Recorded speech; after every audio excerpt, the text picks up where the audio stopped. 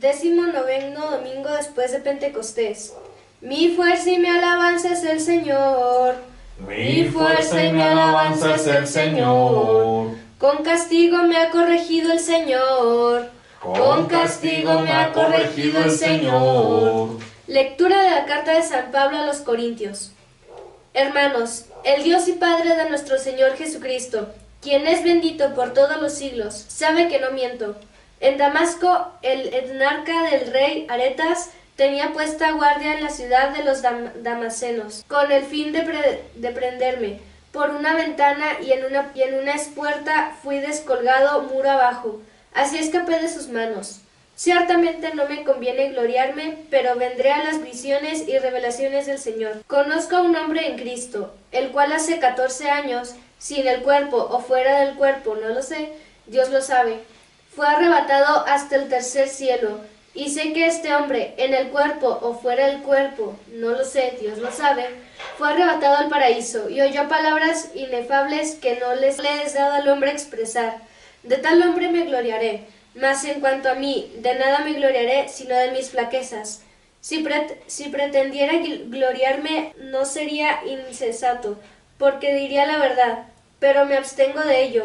No sea que alguien forme de mí una idea superior a lo que en mí ve u oye de mí, y para que no me engría por la sublimidad de las revelaciones, fue dado un aguijón en mi carne, un ángel de Satanás que me abofetea para que no me engría. Por este motivo 3 veces rogué al Señor que lo alejase de mí, pero Él me dijo, mi gracia te basta, que mi fuerza se muestra perfecta en la flaqueza. Por lo tanto, con sumo gusto seguiré gloriándome sobre todo en mis flaquezas, para que haga morada en mí la fuerza de Cristo. Palabra del Señor. Aleluya, aleluya, aleluya.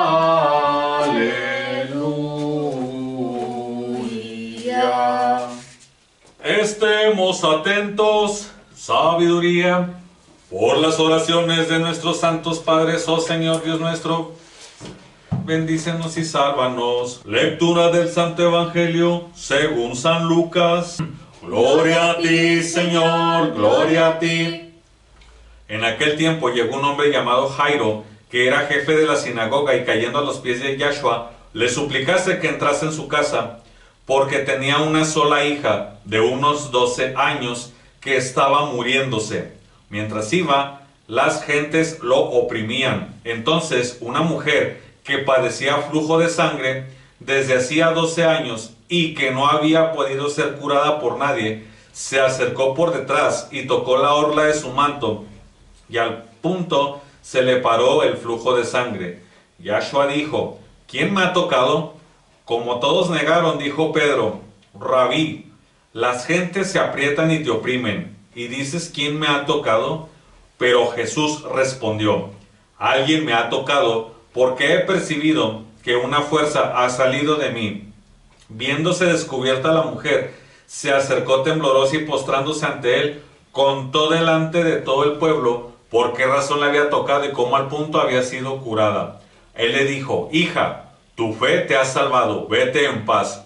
Estaba todavía hablando cuando uno de la casa del jefe de la sinagoga llega diciendo, tu hija está muerta, no molestes al maestro.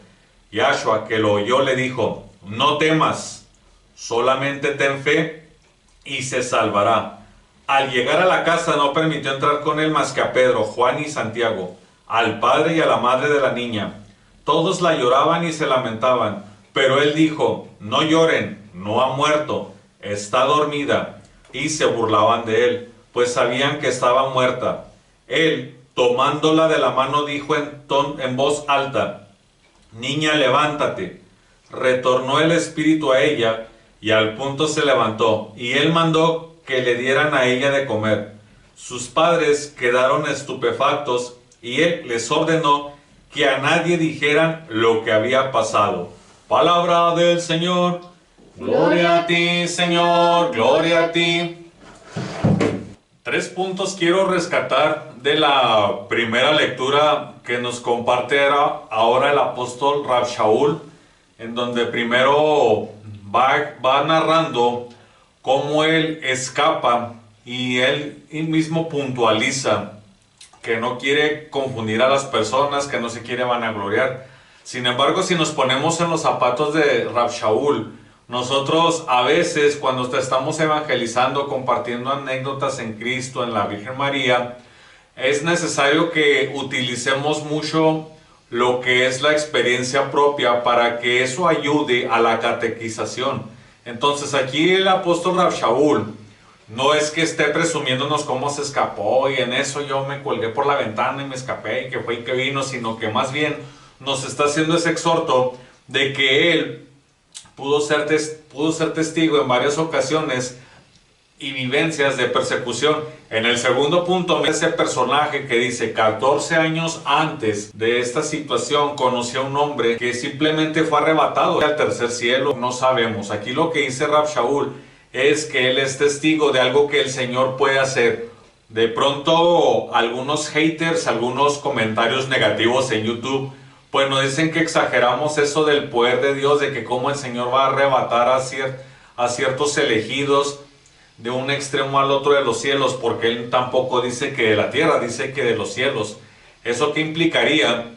Que probablemente algunas personas que estén todavía en vida quizás serán arrebatados al primer cielo, a las nubes, es lo más probable según lo que se puede interpretar aquí, y que el Señor va a tomar de un extremo al otro de esas nubes a sus elegidos. Entonces, aquí está, cuando compartimos a lo largo de estos 3 o 4 meses acerca de los últimos tiempos, el apóstol Rab Shaul nos remite, ¿verdad? Es que yo fui testigo. Entonces esto no es imaginación, esto no es algo que se nos ocurrió compartir. Y el último punto de esta primera lectura nos va narrando también cómo Hasatán, él no deja de perseguirle a través de seres humanos, a través de pruebas, a través de enfermedad, a través de dolor. Dice que incluso tuvo un aguijón y que le suplicó al Señor que le quitara ese dolor, y el Señor le dice, gracia te basta. Aquí nosotros queremos a veces, ay, es que estoy bien incómodo, es que en mi trabajo, es que en mi casa, es que mis papás, es que mis hijos, es que mis hermanos. El Señor siempre nos recuerda, mi gracia te basta. Cuando tienes fe, debe de bastarte la gracia del Señor, saber que Él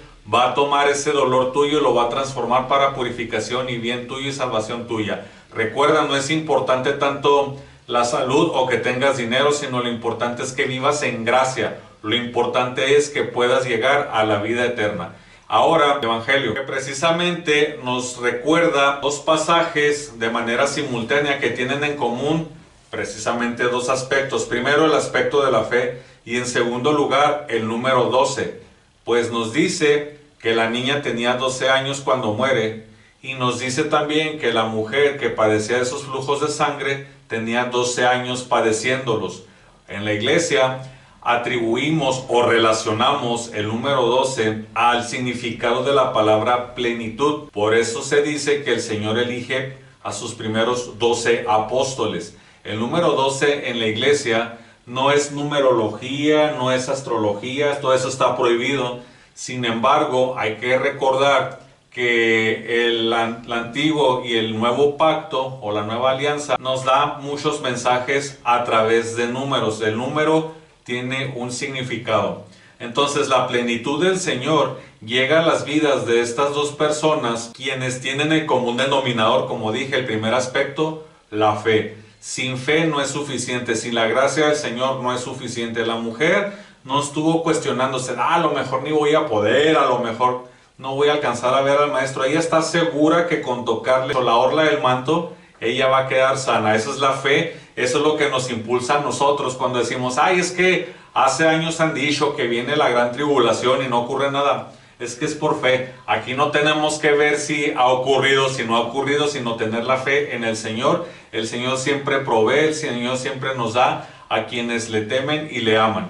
Y precisamente en el segundo punto del Evangelio, cuando dice que la niña tenía 12 años, pues quienes tenemos hijos, ¿verdad? Sabemos que a los 12 años están en esa transición entre abandonar la infancia y empezar a prepararse a la adultez a través de lo que es la adolescencia. Sin embargo, en aquella época esa transición no se daba como se da en esta época, porque básicamente el ser humano tenía que pasar de ser niño a ser adulto. Entonces se le forzaban a ser actividades propias de los adultos, a lo mejor en menor escala, pero sí para que se fueran preparando en cuanto a los oficios. Si tenían un papá carpintero, una madre ama de casa que les enseñaba cómo se llenaba el jarro con agua, entonces desde muy pequeños se les acostumbraba a esta situación. Y quienes tenemos hijos, repito, pues hemos visto cómo ellos van tomando esa personalidad. A los 12 años perder un hijo, me imagino yo que para los padres, como se narra en el Evangelio,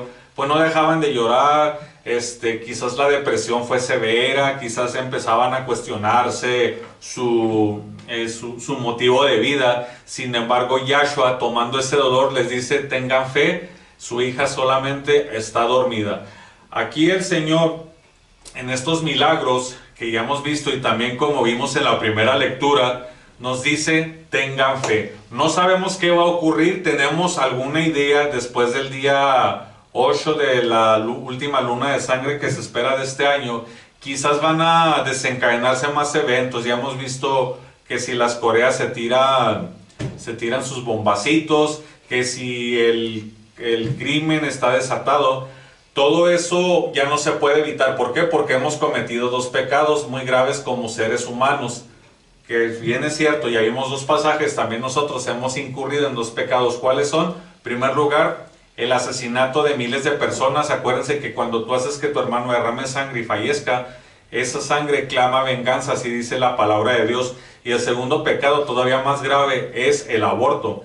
Entonces, voy a tener que editar el video porque son palabras que prohíbe YouTube. Sin embargo, el hecho de que las prohíba YouTube no quiere decir que no ocurran. Y estos pecados claman al cielo. Entonces el Señor ya, ahora sí que como los papás que somos, ¿verdad? Pues a veces nos tienen hasta el copete las situaciones de la vida. Así yo creo tenemos hasta el copete al Señor, que viene para aplicar una justicia pareja.